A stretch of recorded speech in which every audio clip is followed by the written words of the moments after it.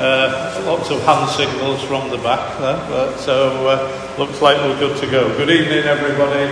For anybody who doesn't know me, I'm Phil Gilbank, and I've got foot in both camps this evening, both Pocklington Church Friends and Pocklington and District Local History Group. We know a lot about two bits of the Sothebys, because you've got over there the Sotheby cross that was a memorial in memory of John Sotheby, and then looking down on it is the Elizabethan memorial of Robert Sotheby. And they are iconic features of this church. They're also pretty notable. The Sotheby cross is what's called a lantern cross, because it's a sort of shoebox shape. And there are a few of those around the country. I can't find another one anywhere in Yorkshire. Most of the surviving lantern crosses are found down in the southwest or in Wales, but I can't find any around here. And one of the things I always say when I'm showing people round, then if you use the phrase tablets of stone, then that usually means that something is absolutely rock solid. Well, at the back there is a tablet of stone on the wall describing how the Sotheby cross was found in the churchyard in the 1830s, where it had been buried during the Civil War. I think that's cobblers, because the Tudor Reformation banned churchyard crosses.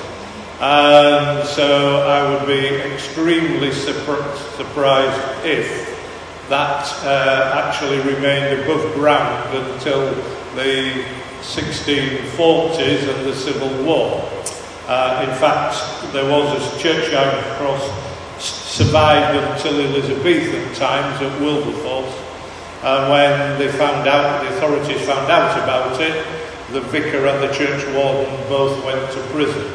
So if that was the case at Wilberforce, I think this was long hidden by then. But it is very important piece of church heritage, as we'll see. And then looking down on it is the memorial of Robert Sotheby. I'll be saying more about that, but it is a remarkable piece of Elizabethan workmanship, and in a lot of ways it's virtually a Sotheby family tree. And I've chopped one bit off the top there. If you look at it closely, there is actually a skull up there. That was quite common in Elizabethan times. They usually put a skull on a memorial so that anybody having a look at it afterwards, it was just a reminder to say, make the most of it while you can, because this is round the corner. So right up at the top there is the Sotheby skull, and it also shows that there's his knight's helmet on the top. He wasn't a knight, but he had been given the right to bear arms, so he was an armigerus, as it were. So that's his, and there's all sorts of other bits and pieces around.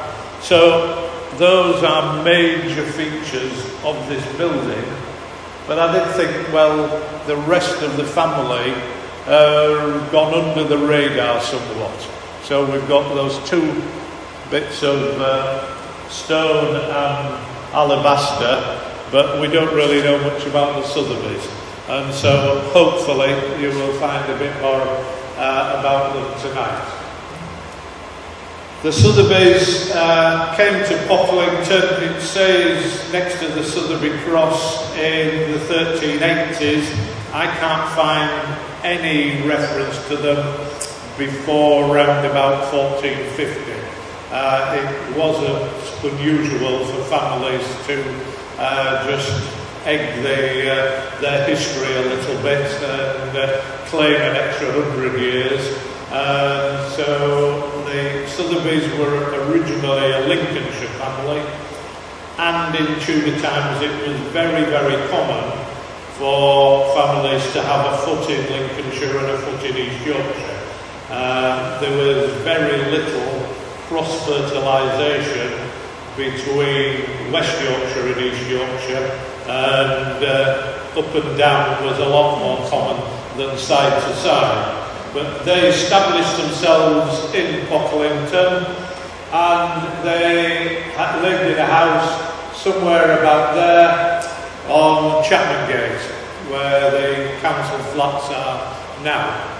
And they moved on. They were in Pocklington for a good 250 years, but Pocklington was a fairly smelly, noisy place, and when they made a few quid, they moved on to Birdsall. So it looks to me as though they didn't do bad out of the place to move from there to there. And that's Birdsall House, where Robert Sotheby up there moved into, and that's a few inside views. I know some very nice people who live on Chapman Gate, but I would be surprised that many of them had a front room looking quite like that. And then the other branch of the family that moved on from Pocklington, the Sotheby Fine Art Auctioneers, their main international headquarters now is in Manhattan, and so that's where the other lot of the Sotheby's ended up. So they might have left Pocklington, but they haven't done bad for themselves. Don't try and read this, it's a bit too complicated, but I'll just point a few bits out. This was the family tree that Robert Sotheby announced in the 1571, I think that is, and it talks about John Sotheby coming out of Lincolnshire, and so that I would agree with. He had a fairly big family, and Roger Sotheby stayed in Pocklington. He was the eldest son. Robert Sotheby was the one who went up to Birdsall, and Thomas Sotheby, another of the brothers, he established his branch of the family in Bishop Wilton. And so I talked about how they were the other Pocklington family. Although they weren't the lords of the manor until into the 17th century, the Dolmans were probably Pocklington's number one family, and Sotheby's were number two. And they were quite closely connected. That's, we just sat on it earlier, that's the seal of John Dolman, and it's there again in that chair. John Dolman didn't found a school, he founded a guild, and a school was within the guild. The guild was in there. The guild was a bit like a cross of between the Masons and an insurance company. They met up for social events, but they also looked after their members. If a member of the guild died, they would look after his children, and they also did good works. So, like I said, they were a bit like the posh Masons or Lions. And John Dolman founded the guild. He'd already made his fame and fortune down in London, but he founded a guild back in Pocklington, and he made his cousin William Dolman the master of the guild, and he made John Sotheby one of the wardens of the guild. And they were very much interconnected, because William Dolman and John Sotheby were brothers-in-law. They both married daughters of Sir William Hawcliffe from Gibbondale. And John Sotheby, he continued being involved in John Dolman's good works back to Pocklington for a few decades after that. Of the next generation, that's Thomas Dolman. It just looks like a big black slab in there, so we had a colour illustration done of it, but that's Thomas Dolman's memorial. He was a guy who refounded Pocklington School in 1551, and he was also connected by marriage to the next generation of the Sothebys. Robert Sotheby married a Vavasor, and John Dolman married a Vavasor. And the Vavasors were Yorkshire's main Catholic family, but they virtually walked on water in the Elizabethan times. If you're ever going through to Leeds and you've got a spare half an hour, between Tadcaster and Leeds is Heselwood Castle. It's now a posh hotel and wedding venue, but it has a chapel built onto it. They call it a chapel, but it's like a sort of village church attached to the house. It was fascinating to go in there, because that's the only surviving medieval Catholic chapel in the country. It looks just like a medieval church, but the Vavasors were so popular with Elizabeth that when Catholicism was banned, she told all her administrators and henchmen that they couldn't go near the Vavasors.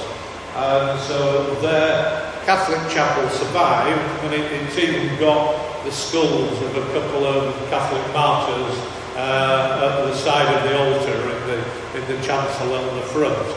So it's an intriguing place to go and look at. But both the Dolman and the Sotheby families married into the Vavasor family. That's their coat of arms there. Back to our bits about the Sothebys here, and back to Pocklington. Like I say, the Sothebys left Pocklington. They were here from probably about 1450 until 1750, and then went on to fame and fortune elsewhere. But you could say that there was an adage that you could take a Sotheby out of Pocklington, but you couldn't take Pocklington out of a Sotheby. This memorial, Robert's memorial, was in a pretty poor state in the mid-19th century. It had been hidden for quite a while. The organ used to be against that wall with the organ pipes above it, and I've seen photographs where it's totally obscured, the Sotheby memorial, but it's stuck behind the organ pipes. When things got reordered, it was in a bad state, and so it was restored by members of the Sotheby family, Henry Willoughby of Birdsall and Admiral Charles Sotheby of Sewardstone in Essex.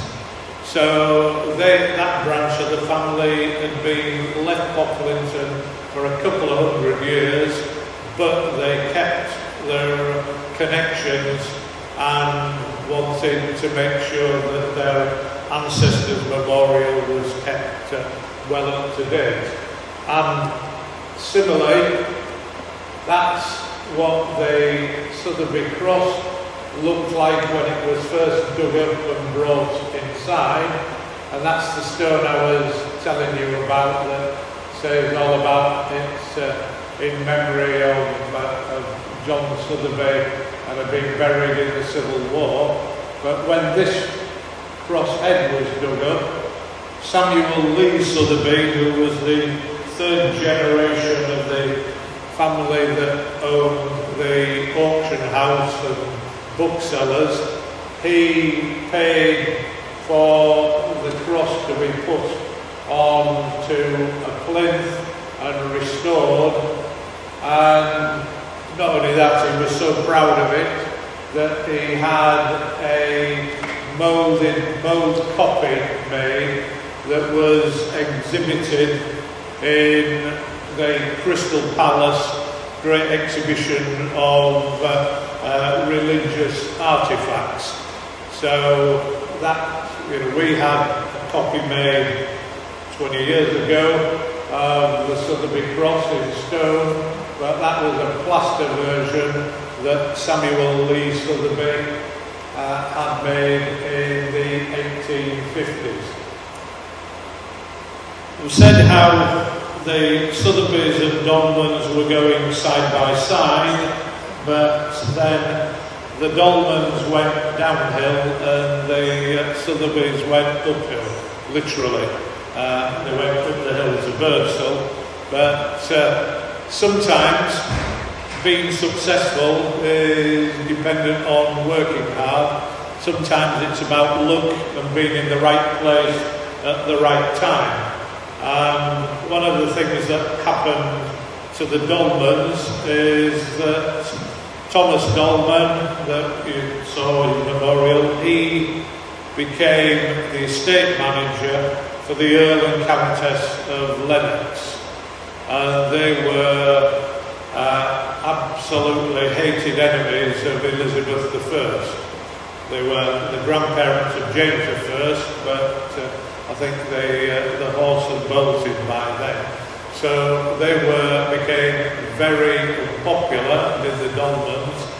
But alongside that, the Sothebys were the estate managers at Lonsborough. Initially for George Sotheby, who was the Earl of Cumberland, and then his brother Francis, who took over. And while the Dolman and the Lennoxes were very unpopular, the Cliffords were exceedingly popular with Elizabeth as well. And that's a portrait of George Clifford. That's Lonsborough Hall that they built, and in his hat he's got Elizabeth I's glove, just to prove how, as a token of her esteem. So he made and lost many fortunes. He made fortunes by financing people like Francis Drake and Raleigh on expeditions of buccaneering. And buccaneering is a nice way of saying pirate. The only difference being if you were a buccaneer you gave a cut to the crown, whereas if you were a pirate you kept it all for yourself. And he actually went on a number of expeditions to the West Indies himself, but having made several fortunes, he also lost several fortunes on the horses and the cars.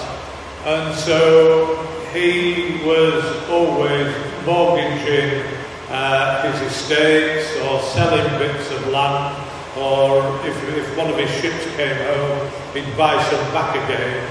And so Roger Sotheby, the one who stayed in Pocklington, he'd gone to Cambridge and had become a lawyer, and he was a Clifford's main estate manager. So there was plenty of opportunity to get good deals and an odd cut for yourself as well with all these property deals.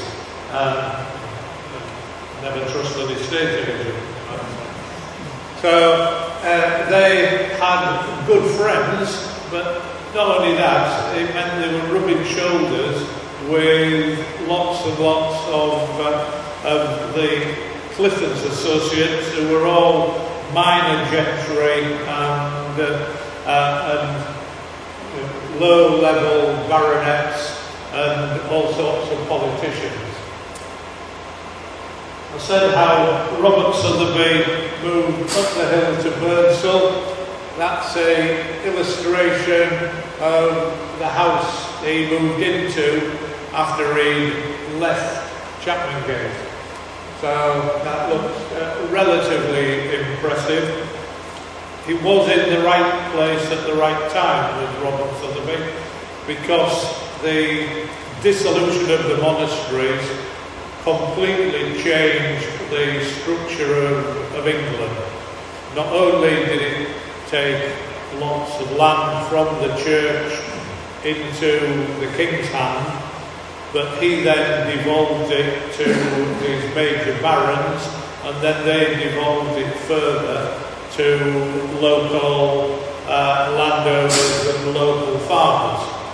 And so what happened was the farmers that rented bits of land suddenly got lots more land, and the Sothebys got some land of St Mary's Abbey from York that was based at Birdsall, and it was just a relatively small plot for a while, and they were actually having some bother with their neighbours. Francis Thorpe owned more land at Birdsall, and at one stage he took Robert Sotheby and his associates to court for trespass and array, but Robert Sotheby managed to solve the conflict between the two families because Francis Thorpe died and Robert Sotheby's son married his widow.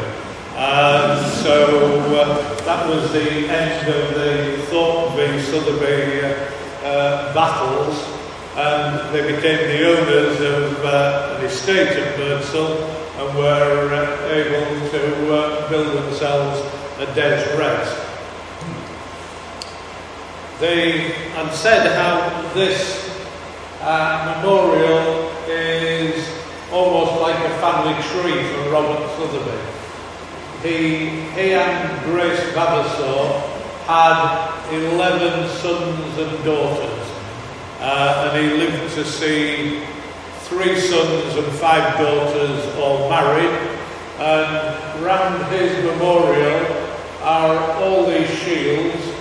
They all have the Sotheby coat of arms of 3 Talbots on, but the ones that have 2 coats of arms are because they, his sons or daughters married into families that already had a coat of arms. The blank ones were his sons and daughters, sons and daughters married into families that were a bit lower down and didn't have a coat of arms. So we can actually go around all 11 and relate them to the marriages. And nearly all the family were married here in All Saints. If we go through the parish registers of all the people included in that, there are 17 entries in the Pocklington parish registers of them being baptised or married or buried here in All Saints. So the whole family were, it was a revolving door almost of Sotheby services, and that's on top of some of the other brothers and their families as well. That's just Robert Sotheby and his. I did say earlier that the Dolmans weren't at this time Lord of the Manor.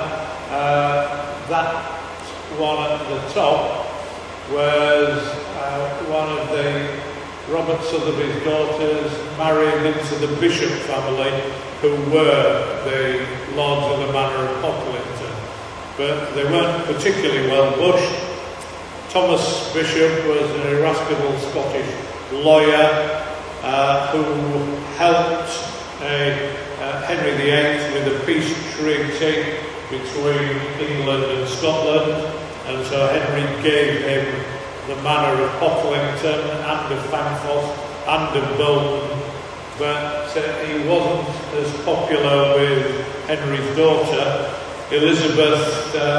Thomas Bishop the elder spent most of Elizabeth's reign in the Tower of London, and she also beheaded his son and stuck his head on a spike on Micklegate Bar. So that was the eldest son, Thomas Bishop Jr., and Isabel Sotheby. She married the younger brother who succeeded as Lord of the Manor. I'm not going to go through all 11, but I'll pick a few out. Another of the coats of arms, I think there is the coat of arms of the Sotheby family and of the Woods of Killick-Percy. And so Anne Sotheby married Barnard Wood of Killick-Percy, and that's a fairly unusual print, because that's the not Killick-Percy Hall that we know now. That was rebuilt in 1790. That's the previous Killick-Percy Hall, and so that's a painting looking across from the road to Driffield over towards the original Killick Hall. So one of the Sotheby girls married the Woods of Killick-Percy, and then another one, she married William Oglethorpe, and they again were a minor gentry stroke aristocratic family from Yorkshire.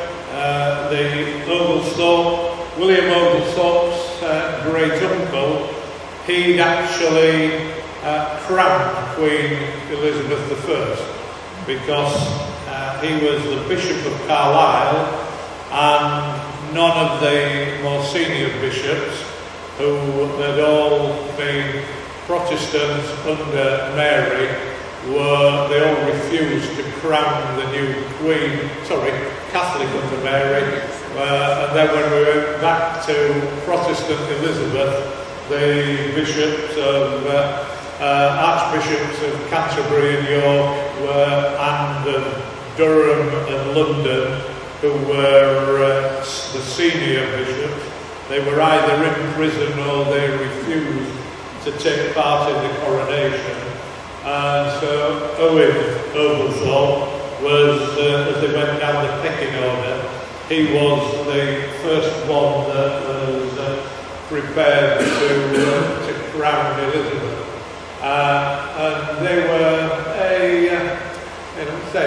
middle of the range family. I put him in there because one of the Oglethorpe and Sotheby descendants, quite a few, 200 or 300 years further on, was Victor Emmanuel, the very first king of Italy. Italy wasn't a country until the early 1800s. It was just an amalgam of city-states, and then it became a country, and Victor Emmanuel could the first king, he could trace his descent all the way back to the Oglethorpes and Sothebys. I've said how the dissolution of the monasteries changed the whole social structure. It created lots and lots of spare land. The monasteries owned twice as much land as the crown, and so that all came over to the crown and then filtered down. And Robert Sotheby and Thomas Dolman were both devout Catholics, but they weren't averse to collecting up various pieces of what had been previously monastic lands. That was how Robert Sotheby got his first bit of Birdsall, and what they two did, Thomas Dolman and Robert Sotheby, they bought a Pocklington manor in the 1580s. It's very common for places to have more than one manor, and Pocklington had three. The main manor was the Royal Manor, which belonged to the Percy family. The Dean of York had a separate manor, and then the Pocklington family had a smaller manor. And if you've ever wondered what the three heads are on the end of the west window, the tower was built in 1450, and those were the three lords of the manor the three lords of the manors, plural, of Pocklington in 1450. That's the Dean of York, who is holding a Bible on that. You can't really see that now, but he stood like that. And these two guys have got their knight shields in front of them. One's a Percy and the other will be a Stodder, who inherited the Pocklington manor, and then that devolved further to the Wilberforce family, William Wilberforce's ancestors, and Thomas Dolman and Robert Sotheby bought the Pocklington Stodder Wilberforce manor in the 1580s. They were both Catholic and they were Royalist, and that's Robert Sotheby's fines for being a Royalist after the Civil War. And I just put that in because this is the next generation. It's not our guy from up there, it's his nephew.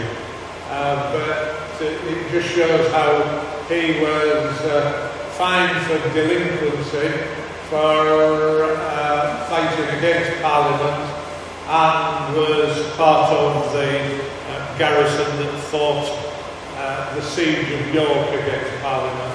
But I put this in because the Sothebys didn't really have a major estate.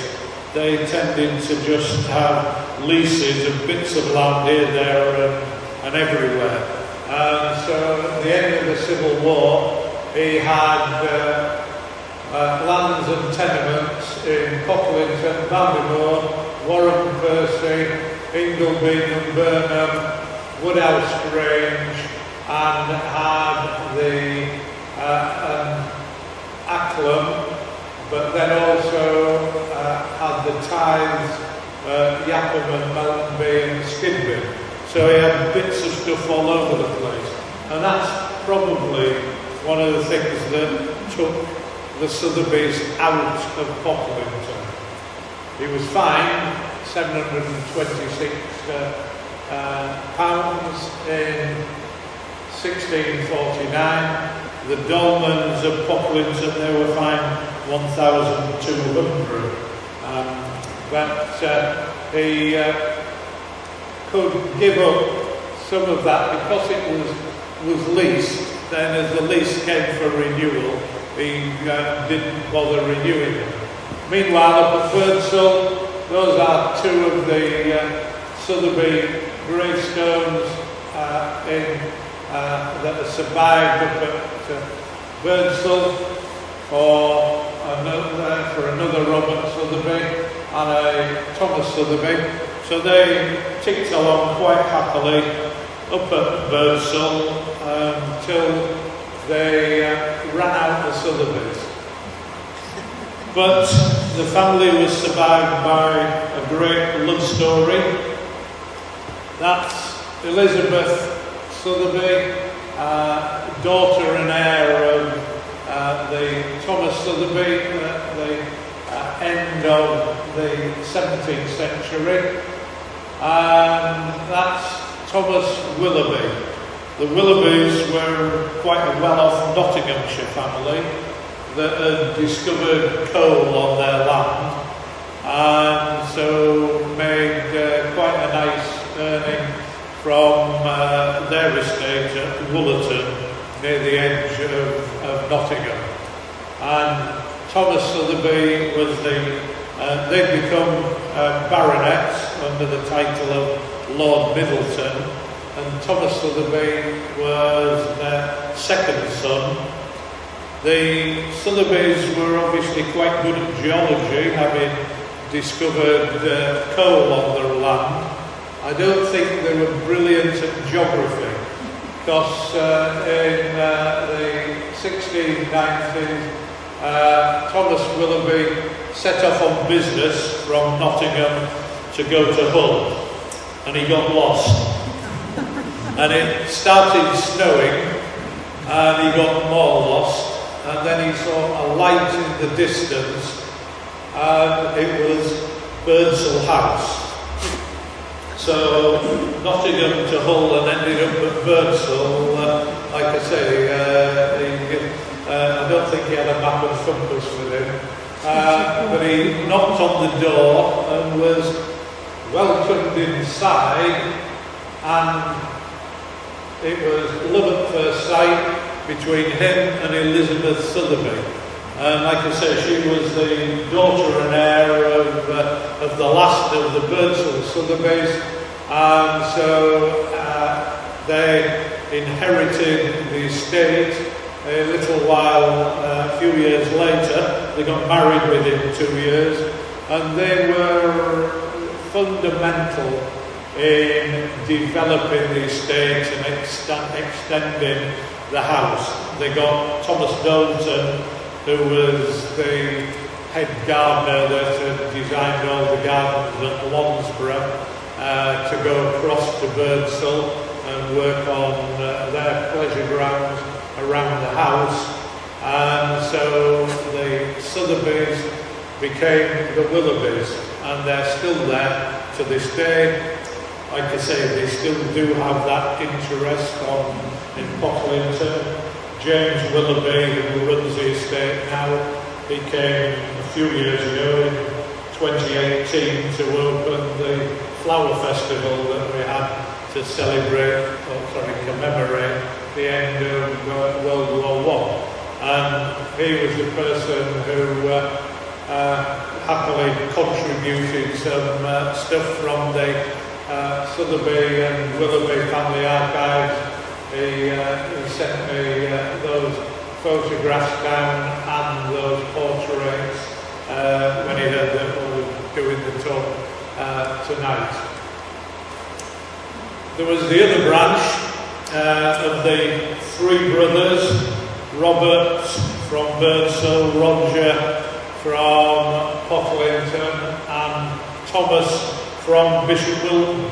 And I mentioned how they had this connection not just with the Dolmans but with Pocklington School. And there was about 20 Sothebys went from Pocklington School to Cambridge. And in those days, if you had a big family, the eldest son ran the estates, and then the rest of them had to become either a clergy, went into the church, into the army, into the navy, maybe into the law, or became a merchant. And this is Thomas Sotheby, who was the eldest son of Thomas Sotheby from Bishop Wilton. He became a vicar down in Suffolk, and his son went on to Cambridge and then established himself as a merchant in Hackney.